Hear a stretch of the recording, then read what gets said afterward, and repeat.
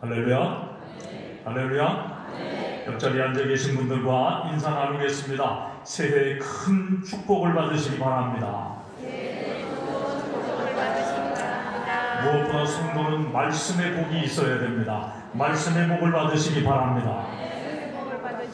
네, 말씀의 복이 임해야 될 줄 믿습니다.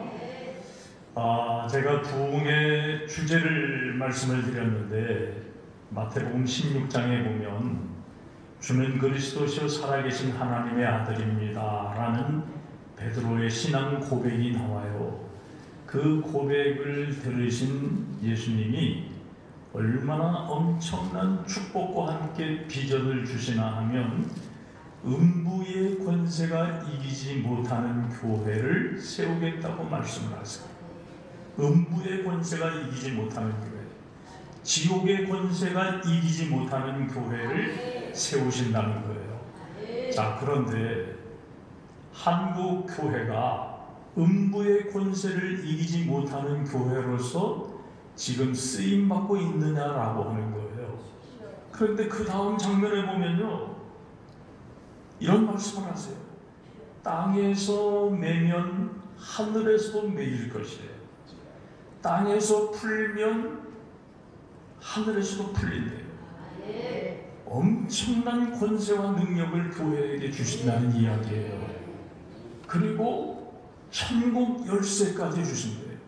열쇠의 기능이 뭐예요?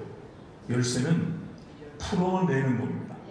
닫힌 것을 여는 거예요. 그러니까 질문에 대한 답이란 말이에요. 답을 주는 것이 열쇠예요. 그럼 교회가 이 시대와 사회를 향해서 지금 답을 주고 있는가? 이거 우리가 함께 좀 고민해야 될 문제라고 생각을 하는데요. 저는 아주 가까운 지역에서 목회를 하고 있는 그런 사람인데 오늘 저를 처음 보신 분들이 대부분일 거예요. 또 지방도 다르고 이런 측면에서 교류가 별로 없었는데 김영돈 목사님이 이 가남교회로 부임해 오시면서 이 교제를 하게 되었고 이래서 이쪽 지역을 조금 이제 알게 되었어요. 그래도 부흥 강사다 그러면 좀 몇백 리 바깥에서 이렇게 좀 와야 부흥 강사 같은 그런 느낌이 드는데 너무 가까운 데서 왔잖아요, 그죠? 여주 중앙교회 20분도 안 걸리더라고요, 여기까지 오는데. 그러나 우리가 같은 지역에서 같은 시대의 고민을 안고 함께 또 목회를 하고 교회를 섬겨나가는데 정말 어려운 시대에 우리들이 지금 신앙생활을 하고 목회를 한다 이런 생각을 지울 수가 없어요. 그래서 제가 이 목회의 내용을 어떻게 하면 음부의 권세가 이기지 못하는 교회로서의 역할과 사명을 할 수 있을까? 이것이 저에게 있어서는 너무도 중요한 목회의 과제로 그렇게 생각을 하고 있는데, 그러자고 한다면 우리들 자신이 누군지 잘 알아야 돼요. 주님이 그 마태복음 16장의 말씀을 베드로가 하게 된 이유도 나를 누구라 하느냐라고 하는 질문에서, 즉 자신에 대한 피드백에서부터 시작이 됐단 말이에요. 그러니까 오늘 우리들은 그런 질문을 해야 돼요. 내가 목사라면 나는 어떤 목사인가? 그 질문을 해야 돼요. 우리 교회에 대한 질문을 해야 돼요. 정말 이 지역에 있는 가남교회를 사람들이 뭐라고 얘기하는가? 이거 반드시 질문을 하고 답을 찾아야 돼요. 그 현 주소를 알아야 된단 말이에요. 저는 여주에서 여주중앙교회가 사람들에게 어떤 의미를 주고 있는가? 그걸 찾기 위해서 계속해서 제가 질문하며 그 질문에 답을 찾아가려고 하는 노력을 이제까지 해오고 있어요. 저도 목회를 이제 어느 정도 했다고 생각을 해요. 한 30여 년 이렇게 했는데 교인들의 생리가 뭔지, 교회의 생리가 뭔지, 교회에서 생기는 문제는 어떤 것인지, 그 문제에 대해서 어떻게 대처해야 되는지, 그것을 이제 어렴풋이 알 수 있는 정도의 그런 위치에 와 있다고 생각을 해요. 자, 그래서 내가 속해 있는 이 공동체는 결국 나를 이야기하는 거예요. 가남교회 그러면 여러분들 한 분 한 분들이 모여서 가남교회가 되는 거예요. 가남교회가 좋다 그러면 여러분들이 좋은 사람들인 것이고요. 가남교회가 나쁘다 그러면 여러분들이 나쁜 사람이 되는 거예요. 그렇지 않습니까? 그래서 나는 내가 목회를 한 30여 년 이렇게 지금 하면서 보니까 세상이 교회를 평가하는 그 내용들이 그렇게 긍정적이지 않더라는 거예요. 긍정적이지 않아요. 그래서 이것을 제가 구체적으로 데이터를 만들기 위해서 2003년부터 2017년까지 사회가 교회를 어떻게 인식하고 있는지 그 통계 조사 같은 거를 다 모아가지고 지금 제가 책을 지금 만들고 있어요. 책을 쓰고 있어요. 왜 교회에 대해서 세상은 이렇게 십몇 년 동안 내가 관찰한 그런 내용으로 볼 때 교회를 저평가하는 이유가 어디에 있는가?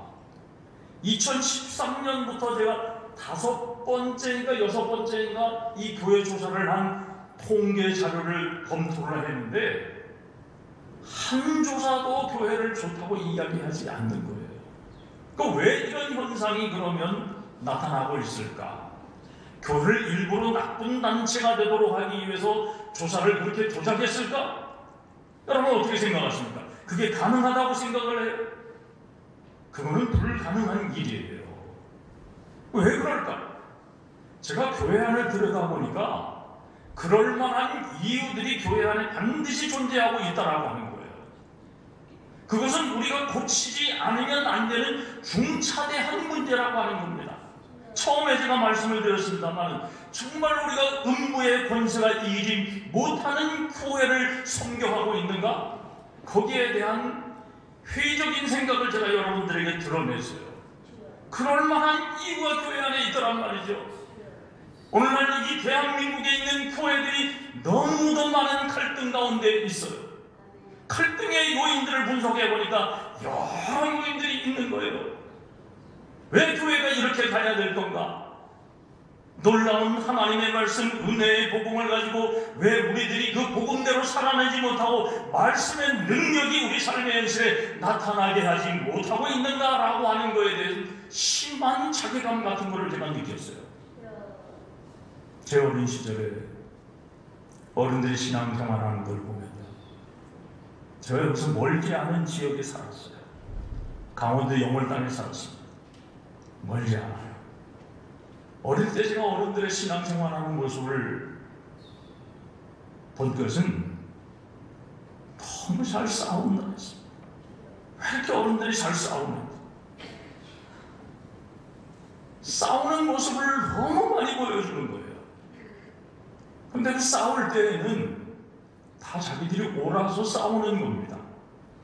틀린 사람이 없어요. 그런데 그 싸우는 모습을 지켜본 사람들은요, 옳고 그름을 판단해서 누가 잘하고 누가 못하를 가려주는 것이 아니에요. 싸우는 사람 둘 다 싫은 거예요. 그게 싫은 사람 어떻게 되는지 아십니까? 그 교회를 떠나는 거예요. 어린 시절에 저는 그거밖에 못 봤어요. 그래서 그 회의적인 생각을 품고 그렇게 어린 시절을 보내다가 청년 시절에 신학을 공부하고 목회 현장에 제가 나갔습니다. 목회 현장에 나가서 보니까 여전히 내가 목회하고 있는 현장부터 시작해가지고 여러 목회 현장들이 어릴 때 보았던 그런 모습을 그대로 재현해 보여주고 있더라는 겁니다. 그래서 어떻게 목회해야 정말 오늘 말씀처럼 신앙생활하고 있는 우리들도 행복하고 교회가 교회로서의 본질적인 사명을 감당하며 이 땅에 하나님이 교회를 세워주셨을 때에는 하나님의 목적이 있을 터인데 그 목적을 다하는 교회가 되려고 할 것 같으면 어떻게 해야 되느냐라고 하는 것에 관심을 갖고 목회를 만들어가기 시작했습니다. 자, 그렇게 되다가 보니까 교회의 이런 문제를 분석하지 않을 수가 없었어요. 그걸 분석하고 그 문제에 대해서 대전에 나가야 되잖아요. 예? 저는 이제 여주에 온 지 8년, 금년이 이제 9년째 됩니다. 서울에서 오랫동안 목회하다가 그렇게 이제 내려왔는데, 예, 서울에서 보니까 다 교회가 그런 거예요. 내 목회 현장을 바라보니까 어릴 때 보았던 모습 그대로 그런 모습들이 나타나고 있는 거예요.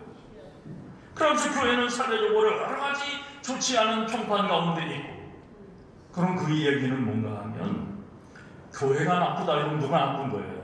누가 나쁜 거예요? 내가 나쁜 거예요. 내가 나쁜 사람인 거야. 그 나쁜 공동체 안에 속해 있는 나란 말이야. 나는 그것을 몹시 자존심 상하게 생각했어요. 몹시 자존심 상하게. 내가 그 공동체에 몸담고 있으면 내가 좋은 사람으로 인식이 되어야지. 왜 나쁜 인상을 사람들에게 주어야 되나요? 내 밥 먹고, 예? 그 사람들 나쁘게 얘기하는 사람 나한테 무슨 밥 한 그릇 준 거 아니잖아. 내 인생 살아주는 거 아니잖아. 그래서 나는 나 자신을 위해서라도 목사의 어떤 그런 자존감과 함께 교회의 이 본질적인 어떤 문제를 잘 회복하는 그런 교회가 되어야 되겠다라고 하는 강한 의지 속에서 목회를 전개해 왔어요. 어떻게 해야 되냐고요? 주님이 하셨던 대로 하자는 겁니다. 주님이 갈릴리 공생애에서 나누고 섬기는 일들을 통해서 그 힘들고 어렵고 약한 사람들의 삶을 높여주는 그런 일을 하셨으니 나도 그 일을 따라서 해야 되겠다는 겁니다. 우리가 웨슬리 목사님의 후예들이잖아요. 주원리 웨슬리 목사님이 18세기 영국 교회를 통해서 복음으로 세상을 그렇게 살려냈던 역사가 있는데, 웨슬리의 후예라고 한다면 이 시대와 사회의 문제를 놓치지 않는 그런 목회가 되어야 된다는 측면에서 나누고 섬기는 일들을 잘해보자는 거였어요. 그래서 내가 오늘까지 목회하는 동안 이 앞전에 목회하던 거는 서울의 물레동교회라고 하는 데였는데요. 거기서부터 지금까지 그래도 나누어주고 섬기는 일들을 못했다고 하지는 않겠습니다.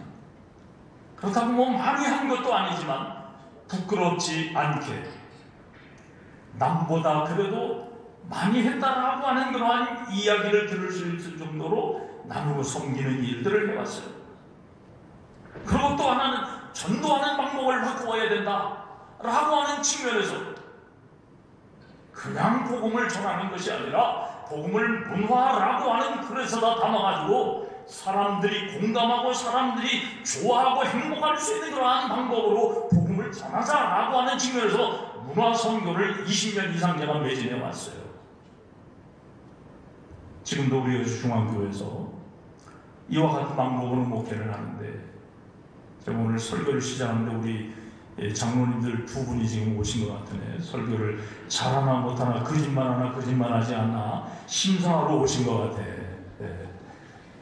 우리 장로님들이 참 저의 그 생각을 존중해 주셔서 정말 이 목회가 잘 이루어지고 있어서 제가 정말 행복하게 그렇게 목회하고 있어요. 참 감사한 일이에요. 자, 한번 보십시다. 제가 와서 보니까 가남교회 예배당이 우리 예배당보다 훨씬 좋네요. 예? 여러분의 예배당이 훨씬 좋아요. 별로 뭐 반응이 없으신 것 같은데, 예? 우리는 예배당이 꽤 오래됐습니다. 30년 이렇게 넘다가 보니까 지금 손 대야 될 때가 한두 군데가 아니에요. 근데 문제는 뭐 때문에 못하는지 아세요? 뭐 때문에 못할 것 같아요? 워낙 이 덩치가 크다 보니까 해야 될 일도 많고 이러다가 보니까 그럴 여력이 아직 안 돼가지고 그걸 손을 못 대고 있는데, 금년에 이제 좀 손을 대야 되겠죠. 아주 환경이 잘 이렇게 정비가 되고 있고, 또 목사님 목양실에 올라가서 보니까 강남 이 시내가 다 내려다보여요. 교회가 얼마나 이 예배당이 좋은 위치에 있는지, 예? 저 밑에서 바라보아도 그렇고 여기서 내려다보아도 그렇고 교회가 이 가남의 중심인 것을 느낄 수가 있어요. 성령의 역사가 풍성하게 일어나셔서 이 예배당을 채우는 놀라운 은혜의 역사가 금년에 있게 되길 주님의 이름으로 축원합니다. 제가 금년에 이런 목표를 세웠어요. 제가 오면서 무슨 생각을 했냐면, 우리 여주중앙교회는 여주 그 시내 지역에서 역할을 잘하고, 이 가남이라고 하는 동네가, 가남이 여주의 몇 번째 도시입니까? 두 번째 도시잖아. 그러니까 가남교회는 가남에서 확실한 역할을 하면서 주름을 잡아줬으면, 그런 마음을 가지고 왔어요. 그래서 이 여주의 양대 산맥으로서의 교회가 딱 자리를 잡고 있는 그런 때가 오면 좋겠다, 이런 생각을 하고 왔어요. 할렐루야. 그렇게 될 줄 믿습니다. 그래서 금년에는 제가 저희 목회를 어떻게 생각하고 있나 하면, 예배 인원을 1,500명 모이도록 하자. 그게 제 목회의 일성입니다. 뭐 숫자 가지고 목회 잘하고 못하는 이렇게 얘기하는 분이 있을 수 있는데, 모여야 역사가 일어나는 거예요. 예?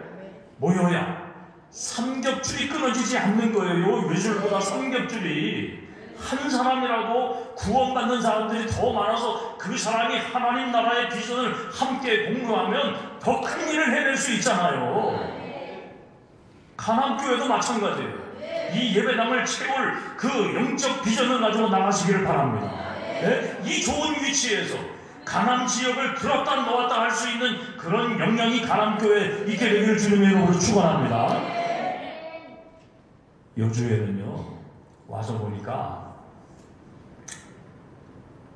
실륵사라고 하는 절이 있어요. 또 대순진리회, 거기서 이 진리회는 빼야 돼. 대순이네 그래야 돼. 우리 교회에서는 대순이네로 통합니다. 그 대순이네가 있어요. 그 다음에 종교 세력이라고 한다면 천주교회가 있고 우리 이 개신교회가 있어요. 근데 이 네 종교 세력 중에서 제일 알아주는 데가 어디인 것 같아요? 제일 알아주는 데. 어디를 제일 많이 알아주는 것 같아요? 예? 기독교? 그거 착각하시는 거예요. 에이, 신륵사를 최고 알아줘요. 신륵사를 제일 알아준다고요. 두 번째가 어딘지 아세요? 두 번째가 대순이네. 네? 대순이네는요, 돈이 많아요, 그 사람들이. 그래가지고 여주시에서 무슨 일이 있잖아요? 그러면 돈 낸다는 거예요, 사람들이. 제가 시의 그 모임에 나가보면 그 대순이네에서는 무조건 내자는 겁니다. 무조건 내자. 네? 봉사활동하는 거. 대순이네 빠지면 여주시에서 일이 이루어지질 않는 거야. 해돋이 1월 1일 날 올 새벽에도 했지요. 대순이네가 매년 떡국을 뭐 몇천 명분을 끓여준다든가 하여튼 그렇게 해주는 거예요. 1년에 한 번 해주는 것이지만 이미 사람들 이 기억 속에는 대순이네가 1월 1일 새벽에 떡국을 끓여준다라고 하는 게 많은 여주 시민들 마음속에 지금 자리 잡고 있는 거예요. 이 무서운 겁니다, 이거. 그러니까 이 교회가 이런 측면에 있어서 너무 좁은 마음을 가지고 지금 교회 안에서만 우물 안의 개구리처럼 여기가 최고인 것처럼 얘기하는데 최고가 아니에요. 최고가 아니에요. 알아주지도 아무도 안 알아줘요. 가남교회가 여주 이 지역 전체에서 얼마만큼의 영향력이 있겠어요. 생각해보세요. 우리 냉정하게 한번 얘기해보자고요. 그럼 세 번째, 천주교회가 있어. 천주교회. 내가 여기 뭐 정치하는 사람들이라든가 시의 관계자들 이런 사람들을 만나면요, 여주중앙교회 목사보다는 천주교 신부를 더 알아주는 느낌을 많이 내가 받아요. 몹시 자존심 상해. 예? 그럼 네 번째 어때요? 네 번째가 우리 교회예요. 이거 인지해야 됩니다. 이런 측면에 있어서 우리가 교회가 부흥해야 되고, 부흥하려고 할 것 같으면 평안해야 되고, 평안해야 선교적인 그 역량들을 이 세상으로 흘려보낼 수가 있는 거예요. 싸우느라고 그 모든 에너지가 여기서 다 소장되고 소멸되고 아무도 밖으로 흘려내버릴 게 없는 거예요. 이거 알아야 돼요. 이걸 알아야 돼요. 예? 이게 지금 우리의 현 주소입니다. 지금 이게 여주 왜 와서 보니까 그래요. 그래서 여주중앙교회가 여주 지역의 가장 큰 교회라고 그러는데, 그러면 이런 종교 세력과 맞설 수 있는 그런 목사의 역량이 있어야 되고 교회의 실력이 있어야 되잖아. 말만 가지고 되는 것 아니란 말이에요. 그래서 이 양적 부흥과 함께 그 부흥된 양적인 사람들에게 성령의 역사가 강력하게 일어나지 않으면 안 된다, 이렇게 보는 거예요. 그런 역사가 이 가남교회도 일어나서 가남 지역을 뒤집어 엎을 수 있는 그런 능력이 있는 교회 되기를 주님의 이름으로 축원합니다. 아멘 하는 거 보니까 그렇게 될 수 있을 줄 믿습니다. 될 거예요. 금년에 그렇게 될 줄 믿습니다. 자, 만남 이야기를 이제 해봅시다. 만나는 거 얼마나 중요합니까? 만나는 거 참 중요한데, 가요 중에 우리 만남은 우연이 아니야 뭐 이런 그 찬송가 같은 가요가 있어요. 그 가요에는요 복음이 있어요. 참 중요해요. 우리 만남이 우연이 아니라는 거예요. 여러분 서로 얼굴을 한번 쳐다보세요. 우연이 아닌지 우연인지. 네? 우연이 아니기 때문에 우리의 이 만남은 소중한 거라는 거예요. 왜 그 속담인지 모르겠습니다. 이런 말이 있어요. 옷깃만 스쳐도 뭐라? 인연이다. 이런 이야기가 있어요. 나 그 얘기 참 좋게 생각합니다. 그냥 지나가다가 옷깃만 스쳐도 인연이다. 그게 예사롭지 않은 거라는 거예요. 의미 있는 거라는 겁니다. 옷깃만 스치는 그런 간접적인 만남도 의미가 있는 거라는 거예요. 자, 그런데 우리가 예수 그리스도를 주님으로 고백한 사람들이 지금 이곳에 모였는데, 이곳에 모인 여러분들이 가남교회의 성도들이에요. 그러니 이것은 우연이 아니고 의도적인 모임이 이루어졌다, 이런 이야기예요. 누구 때문에? 예수님 때문에. 그런데 오늘날 사회적인 관계망이 다 깨졌잖아요. 그러다가 보니까 이 고독하게 살아가는 사람들이 너무 많아요. 자, 학생들이 학기가 끝나게 되면 학교에서 집에 돌아갈 때 선생님이 뭘 나눠줍니까? 성적표를 나눠주잖아. 성적표. 그런데 성적표에 수, 우, 뭐 이런 그 좋은 성적을 받은 학생들은 의기양양하고 좋은 기분으로 행복한 마음으로 집에를 돌아가는데, 미양가가 줄을 이룬 그런 성적표를 들고 집으로 돌아가는 학생들의 심정을 한번 생각해 보세요. 기가 막힐 일이잖아. 미양가. 예? 우리 옆집에 어릴 때 그 살던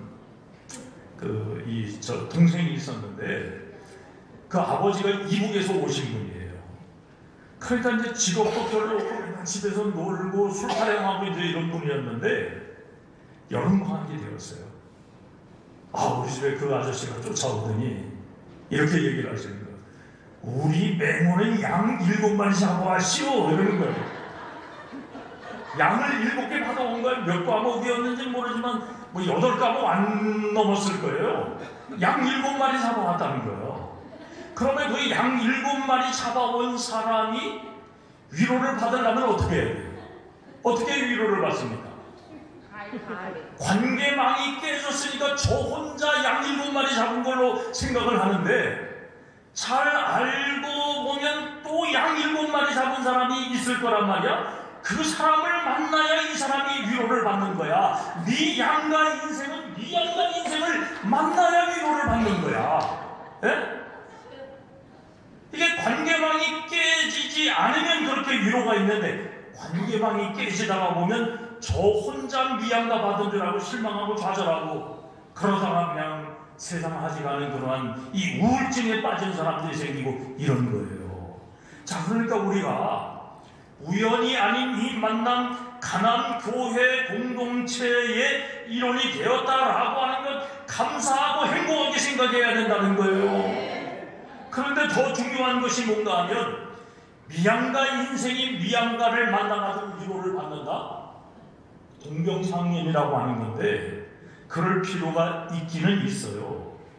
그렇지만 그 미양가 인생이 미양가 이 인생을 만나면 다소 위안이 될지는 몰라도 새로운 비전이 생길 수는 없는 거야.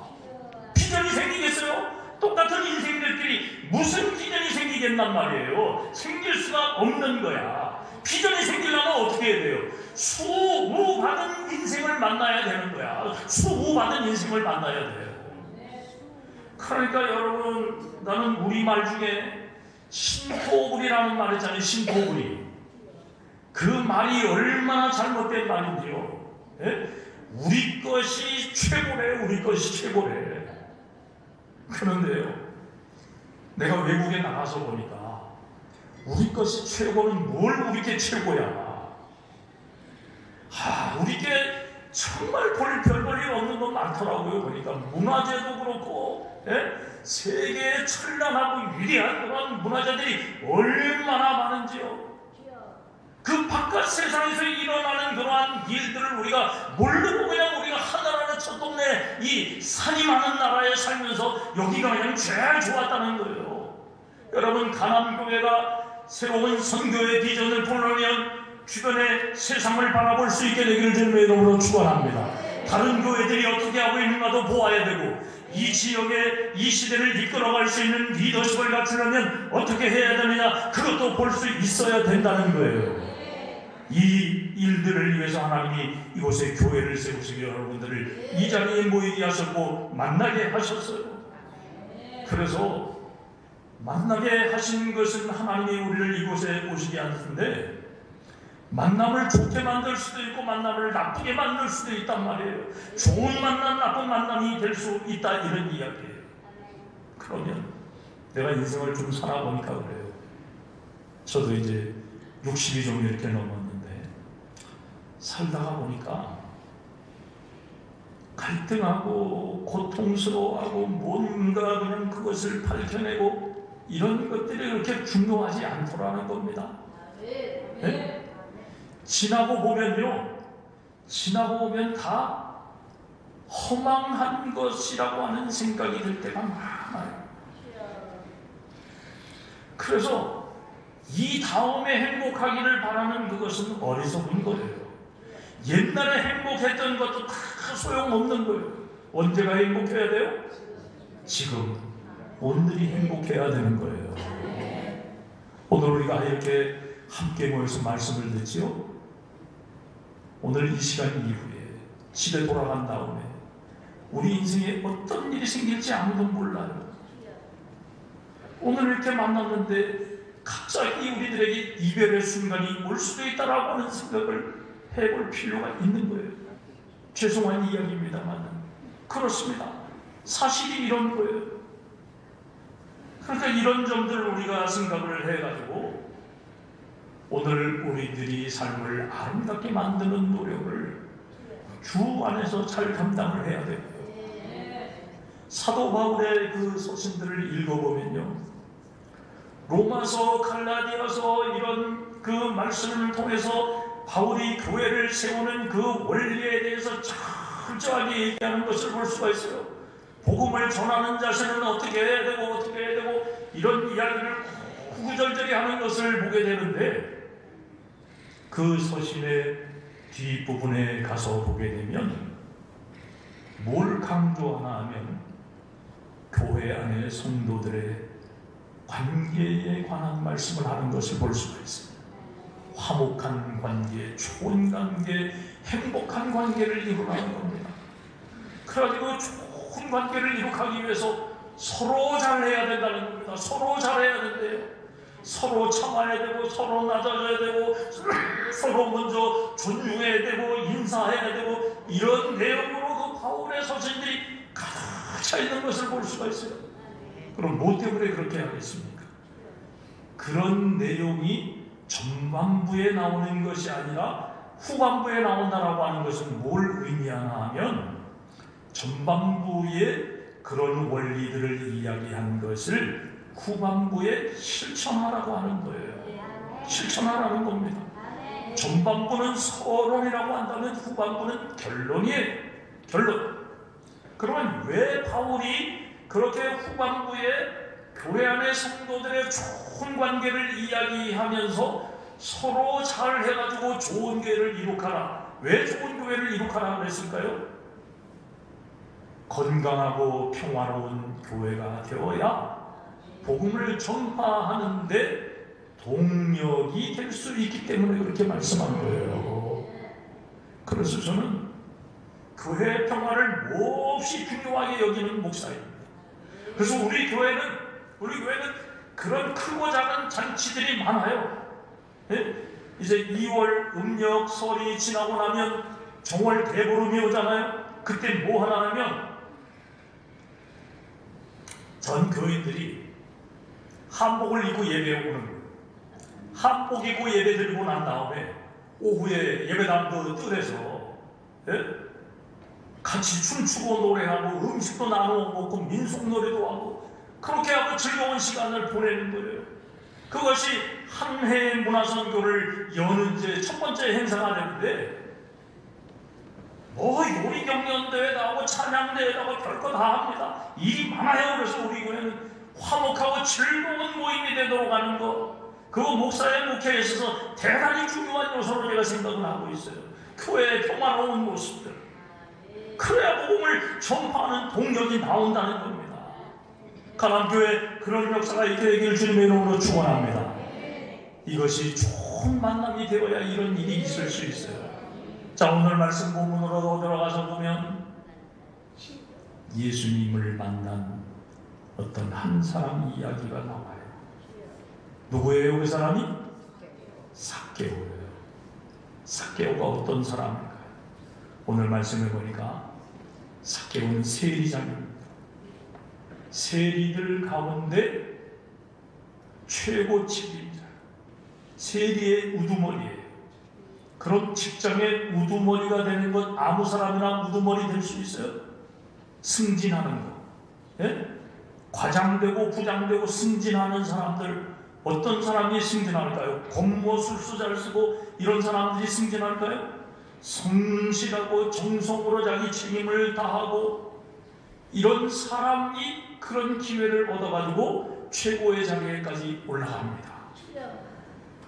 근데 우리 교회들 가운데도 보니까요, 직장에서 일을 잘하는 사람은요 서로 오라고 하는데 서로 데려가려고 하는데 그 사람 우리 달라고 하는데 그런데 우리 어떤 권사님은 나이가 70살이 넘었어. 그랬는데 회사에서 퇴직을 시켜주지 않네. 퇴직을 안 시켜주는 거예요. 70살이 넘었는데. 예?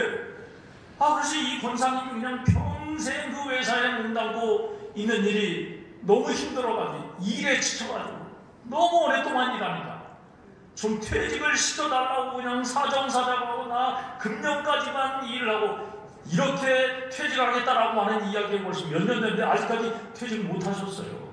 그러니까 작년인가 재작년에는 회사에서 승용차를 한 대 사가지고 이 권사님에게 선물로 주면서 그거 타고 다니면서 회사 일 계속하라고 그렇게 회사에서 얘기를 해요. 그러니까 이 성실하고 열심히 있는 사람, 능력 있는 이런 사람들은 결코 버림을 당하지 않는다는 겁니다. 그러니까 이 삭개오라고 하는 사람이 세리장까지 올라갔을 때에는 성실하고 열심히 있는 그런 사람이었을 것이라고 하는 겁니다. 세리장이었어요. 두 번째 이 사람이 세리장이었으니까 돈이 많은 부자였습니다. 돈이 많았어요. 왜 세리들이 돈이 많았나 하면 세금을 걷어가지고 일정 부분 로마 정부에 내는 거예요. 그러고 남는 것은 자기의 수입이 돼요. 그러면 많이 거두면 거둘수록 자기의 수입이 많아지는 겁니다. 그래서 이 사람이 부자예요. 근데 우리 대한민국에서는요, 돈이 많다 그러면 존경받지 못하는 그런 경우들이 참으로 많이 있어요. 부당한 방법으로 돈을 모았을 거라고 하는 그 나쁜 인식들을 가지고 있는 게 너무 많아요. 참 안타까운 일입니다. 부자가 존경받는 그런 세상이 되어야 되는데 그렇게 되려고 할 것 같으면 정직한 수고를 통해서 돈을 벌어야 되지만 또 그 버는 돈을 잘 쓸 수 있어야 돼요. 그게 안 되면 부자가 존경을 못 받는 거예요. 자, 오늘 우리들이 새벽에 이제 그 신년 예배를 드렸는데 요즘에 전화기가 있어가지고 이모티콘으로 뭐 그 인사하는 거 굉장히 많잖아요. 저도 참 여러 사람으로부터 이걸 받았는데 뭐 별의별 이모티콘이 다 있어요.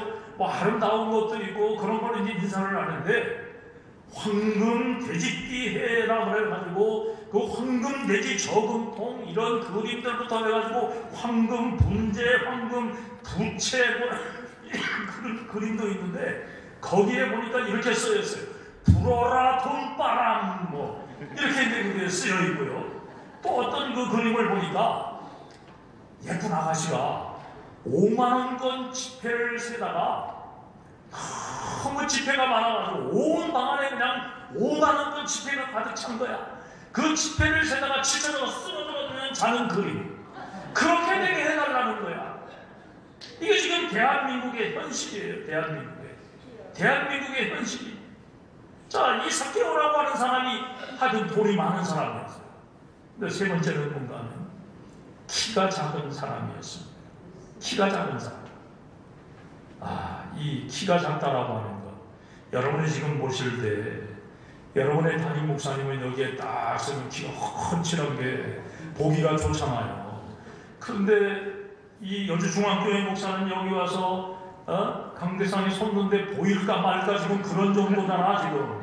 예? 그래서 이 키가 작다라고 하는 것은 단점 가운데 하나인 것이 틀림이 없는 것 같아. 그래서 요즘 젊은이들 가운데요 키 때문에 고민하는 사람들이 그렇게 많대. 그래가지고 어떤 그 기사를 보니까 이런 내용이 나와요. 키가 작아서 나날이 고민하고 있는 사람이에요. 솔직히 우리 엄마가 원망스럽습니다. 키가 너무 작아서 죽고 싶습니다. 이게 요즘 청소년 아이들의 지금 고민이래요. 지금 이게. 나는 오늘 저녁에도 여기 와서 쓰면서 무슨 생각을 했냐면 키 크다고 목회 잘하나? 이런 생각을 가졌는데 마음이 커야지. 네? 목회는 사실 어떤 면에서 보면 이 관계를 잘 하는 거예요. 친밀해야 되고 논리적으로 모든 일을 해야 되고 합리적으로 일을 해야 되고 공평해야 되고 객관적으로 일해야 되고 공적인 일과 사적인 일 잘 분별하고 그렇게 하면 이 교회가 문제가 안 생기는 거예요. 자, 삭개오를 정리합시다. 삭개오를 보면요 남이 가진 것을 못 가진 사람입니다. 키가 작으니까. 또 남이 못 가진 것을 가진 사람이에요. 세리장이고 부자예요.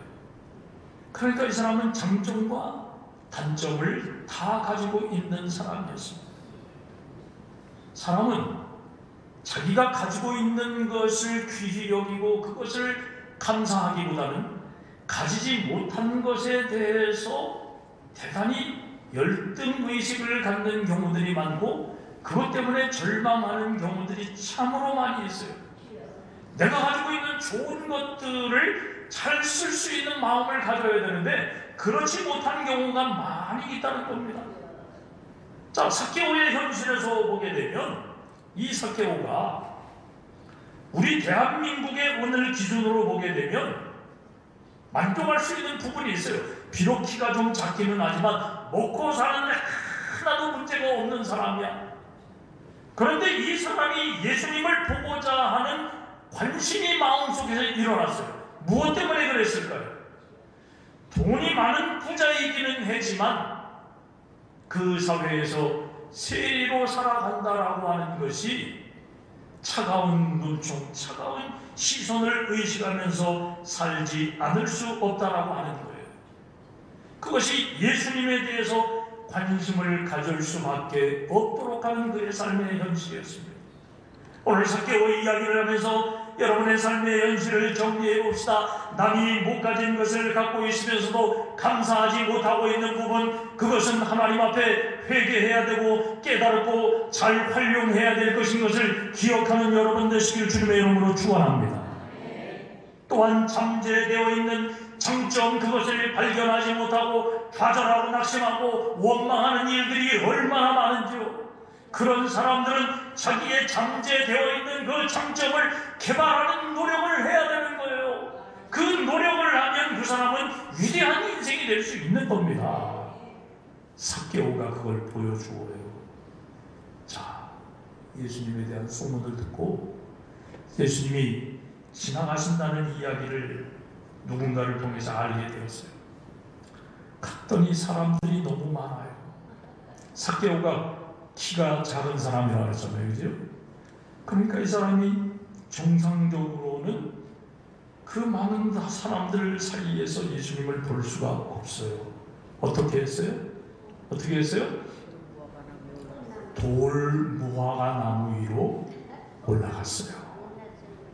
자, 삭개오가 아이들일까요? 어른일까요? 아이일까요? 어른일까요? 어른이지요. 어른이란 말이에요. 그러면 장로님들이 어디 계십니까? 지금 장로님들 한번 손 들어보세요. 3분 오셨어요? 4분 다 오셨어요? 자, 장로님들 물어볼게요. 장로님들이 만일 여기 가남교회 여기 저 주차장에 나무, 큰 나무 있죠, 그죠? 주일날 오셔서 그 나무 위에 올라가지고 막 논다고 한번 생각해 보세요.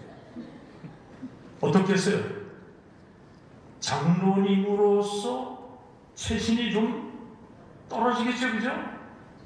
어릴 때 보니까 아이들이 산에 나무에 올라가서 노는 거 많이 보았어요. 우리 나무에 많이 올라가서 놀았어요. 네? 그래가지고 무슨 뭐 나무에 못 올라가게 하려고 하는지 몰라도 감나무가 무슨 나무에 올라가다가 떨어지면 약도 없다 막 이런 얘기하고 이제 그랬는데, 아마도 그 나무에 감나무가 그 나무가 약한가요? 잘 부러지나요? 네, 그래서 그랬던 모양이에요. 자, 그러니까 지금 이 이야기는 뭔가 하면 삭개오라고 하는 사람이 예수님을 만나기 위해서 올라간 데가 어딘가 하면 돌 무화과 나무 위로 올라갔다는 겁니다. 내 이야기는 어른인 이 입장에서 세리장일 것 같으면 그 사회의 지역 인사일 텐데 예수님을 보기 위해서는 나무 위에 올라갔다라고 하는 거예요. 체신이 떨어지는 행위를 한 거나 이런 얘기예요. 체면과 염치 없이 이렇게 이 나무 위에 올라갔다는 겁니다. 뭘 의미하는 겁니까? 예수님을 만나야 되겠다는 그 간절함과 자기 삶의 문제를 해결해 줄 수 있는 분이라고 하는 그런 예수님에 대한 관심이 동시에 나타난다는 거예요. 그러니까 그 체신이 좀 떨어지는 이런 문제가 그에게는 하나도 부끄러움이 될 수 없는 겁니다. 예수님을 만나는 것이 중요해요. 예수님을 만나는 게 중요해요. 삭개오가 이런 상황 가운데에서 자기의 불리한 점을 극복하려고 노력한 사람이라고 하는 거예요. 다윗 이야기를 좀 해봅시다. 다윗이 왕이 될 수 있는 조건이 되는 사람입니까? 안 되는 사람입니까? 되는 사람이에요? 안 되는 사람? 안 되는 사람이에요. 이세의 8번째 아들이기 때문에 그래요. 장자가 중요하잖아, 장자가. 그 이 사람은 뭘로보다 안 되는 사람이야. 그런데 사울과 관계를 맺으면서 사울은 다윗의 출중함을 알게 된 이후로 다윗의 일거수일투족을 계속 의식하면서 마음이 편하지를 않은 거야. 그래가지고 계속 다윗을 괴롭혀요. 사울도 마음이 편하지 않고 자기의 적대 세력이 될 가능성이 있다고 늘 의심하고 있는 겁니다. 그러니 이 사울로부터 그런 어려움을 당하는 다윗이 마음이 편하겠어요? 그 인생의 엄청난 장애물이 바로 이 사울이라고 하는 사람이에요. 그렇게 쫓겨다니면서 정신적으로 육체적으로 피곤하고 고통을 당한 다윗이었습니다마는 다윗이 그런 환경 속에서도 자기 훈련과 자기를 연마하는 그 시간을 놓치지 않았어요. 들판에서 돌팔매에 연습을 했고 악기를 연주해서 재능을 개발했고 또 하나님과 개인적인 깊은 관계를 쌓았고 하나님을 의지하는 방법을 배웠어요. 이게 다윗으로 하여금 승리할 수 있도록 한 놀라운 역사요, 놀라운 은혜였다는 거예요. 여러분, 다윗처럼 자기의 인생을 사랑하는 여러분 되시기를 주님의 이름으로 축원합니다. 그런 사람을 하나님이 높이시는 거예요. 삭개오가 나무 위에 올라가서 주님을 바라봤는데 나무 위에 올라간 삭개오를 주님이 외면하셨겠어요? 주님의 눈이 어떤 눈인데, 주님의 마음이 어떤 마음인데 그걸 외면하고 못 보시겠습니까? 삭개오가 예수님 눈에 들어왔어요. 삭개오를 내려오라 그랬어요. 할렐루야. 삭개오를 내려오라 그랬어요. 예수님 어떤 분이세요? 갈릴리에 고통당하는 사람들, 그 지체가 낮아진 사람들, 그 사람들을 높여주신 분들이잖아요. 삭개오의 형편을 예수님이 다 아셨을 거예요. 정말 삭개오가 세리장이고 돈도 많은 그러한 사람이었지만 그가 받아야 되는 그 차가운 시선, 주님에게는 그 삭개오가 불쌍했을 겁니다. 갈릴리의 수많은 사람들, 주님이 그들을 바라볼 때 불쌍히 여기는 마음이 있었어요. 그래서 절망하고 있는 사람들에게 용기를 불어넣었습니다. 너희는 세상의 소금이 되라 이렇게 말씀하시지 않고 너희는 세상의 소금이라, 너희는 세상의 빛이 되라 이렇게 말씀하시지 않고 너희는 세상의 빛이라 이렇게 말씀을 하신 거예요. 할렐루야. 너희는 세상의 소금이라, 너희는 세상의 빛이라. 여러분 오늘 인생을 어떻게 살아가시겠습니까? 우리 주님은 여러분을 빛으로 인정을 하시는 분이세요. 여러분을 소금으로 인정하시는 분이세요. 소금 되게 해주세요. 빛 되게 해주세요. 이렇게 기도하지 마시고 우리는 소금 됐습니다. 우리는 빛이 되었습니다. 빛 되게 하시고 소금 되게 하신 하나님 감사합니다. 이 고백이 우리에게 있어야 되는 거예요. 소금 된 사람은요, 소금으로서 역할하고 살아가는 겁니다. 빛된 사람은 빛된 사람으로서 역할하고 살아가는 거예요. 이거 굉장히 중요한 겁니다. 삭개오를 예수님이 봐주셨다라고 하는 것 얼마나 중요한 의미가 있는데요. 올해는 이렇게 주님을 바라봐서 문제가 해결된다고 할 것 같으면 형편과 처지를 따지지 않고 주님 만나야 될 줄 믿습니다. 자, 시간 많이 가서 더 말씀을 못 드리겠는데 주님을 만난 이 삭개오가 어떤 역사가 일어났는지 아세요? 예수님이 삭개오의 집에 들어가가지고 하룻밤을 같이 지낸다고 말씀을 하셨어요. 하룻밤의 역사가 어떻게 일어났는지 아십니까? 놀라운 역사가 일어난 거예요. 주님 만난 사람은 그런 역사가 일어나요. 나는 이 장면을 읽을 때마다요, 삭개오라고 하는 사람을 바라보면서 예수님이 얼마나 기뻐하셨을까, 그 생각을 해보아요. 목사들의 고민이 뭔지 아세요? 설교해도 바뀌지 않는 교인들의 모습. 그것이 참 힘들어요, 목사들에게. 그런데 여러분들이 목사의 설교를, 같은 설교를 2번 못 듣잖아요. 그죠? 2번 설교하면 목사가 설교 준비 안 했다 그러고 정성이 없다고 이렇게 이야기를 해요. 그 말씀을 지키고 못 지키는 것은 상관이 없어요. 일단 목사가 설교를 2번 하면 안 돼. 늘 따뜻한 여주 쌀밥 같은 설교를 계속 해야 돼.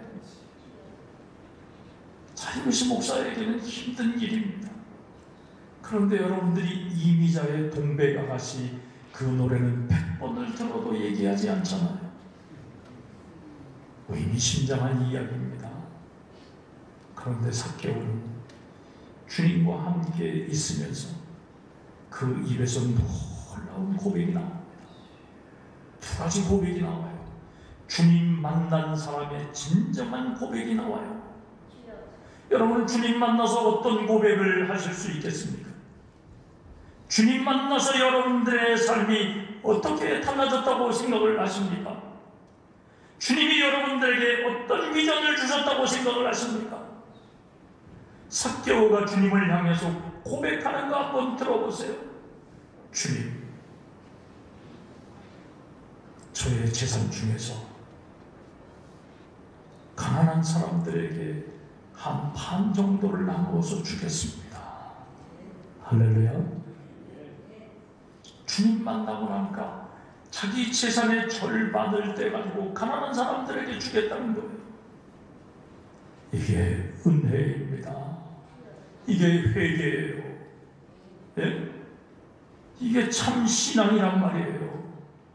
주님 만난 사람은 이런 결단이 있어야 되는 거예요. 여러분을 예수 믿는 것 형식적으로 생각하지 않아야 될 줄 믿습니다. 주님이 봐주셨다라고 하는 것, 놀라운 역사가 일어나는 그런 사건이 되어야 된다는 겁니다. 사건이 되어야 돼요. 신앙생활하면서 눈물이 말라버렸습니까? 신앙생활하면서 찬송이 없습니까? 신앙생활하면서 기도하는 마음이 안 생깁니까? 문제가 있는 거예요. 주님으로부터 멀어진 겁니다. 주님 만난 감격을 잃어버린 거예요. 주님 만나가지고 깨달으니까 주님 내 것의 절반을 내놓겠습니다. 이런 결단이 우리에게 있어야 돼요. 이번 성회를 통해서 다시 주님 만나는 여러분 되시기를 주님의 이름으로 축원합니다. 더 놀라운 거는요, 두 번째, 주님, 내가 살아오면서 남의 것을 부당하게 빼앗은 것이 있다고 한다면 그것에 대해서는 4배로 보상하겠습니다. 여러분, 삭개오가 얼마나 주님을 진심으로 만났습니까? 주님이 이렇게 하라고 말씀했어요. 제 스스로 주님 만나고 난 다음에 자기 입으로 지금 고백하고 있는 내용이에요. 빚진 자의 인생인 것을 철저하게 깨닫는 이 삭개오의 모습을 우리가 보아야 된단 말이에요. 주님 만나니까 이런 역사가 일어났어요. 사도 바울 이야기해 봅시다. 사도 바울이 뭐라고 얘기했다면, 그는 정말 헛된 자만심 속에서 살았어요. 참으로 대단한 사람이었는데 철저한 자기 신념 속에서 그 신념 때문에 수많은 사람들을 괴롭혔습니다. 예수 믿는 사람들에게 표적이 되었던 그 사도 바울을 생각해 보면요, 그가 주님 만나고 난 다음에 일생 동안 빚진 자로 살았어요. 그 빚을 어떻게 갚을 수 있을까? 그것이 바울 인생의 숙제였는데 자기에게 고통당한 사람들을 생각해서 예수 그리스도의 생명의 복음을 한 사람이라도 더 듣게 하려고 그 열정을 다하면서 온갖 고난을 당하며 복음을 전파하는 그런 주님의 사도로서 삶을 살았던 것을 볼 수가 있어요. 주님 다시 만나야 될 줄 믿습니다. 저도 그렇거니와 우리 모두 주님 다시 만나야 됩니다. 장담할 수 없어요. 오랜 신앙생활 했다라고 하는 것, 그것이 우리에게 이력이 아니라고 하는 겁니다. 오랜 신앙생활에서도 주님과 관계없는 삶을 얼마든지 살 수 있어요. 주님 만난 이 삭개오처럼 이런 결단의 고백이 우리에게 있어야 되는데, 금년 한 해 신앙생활하면서 주님 앞에 내 삶을 결단하고 고백하는 그런 은혜의 시간이 여러분들에게 반드시 있게 되기를 주님의 이름으로 축원합니다. 축원합니다.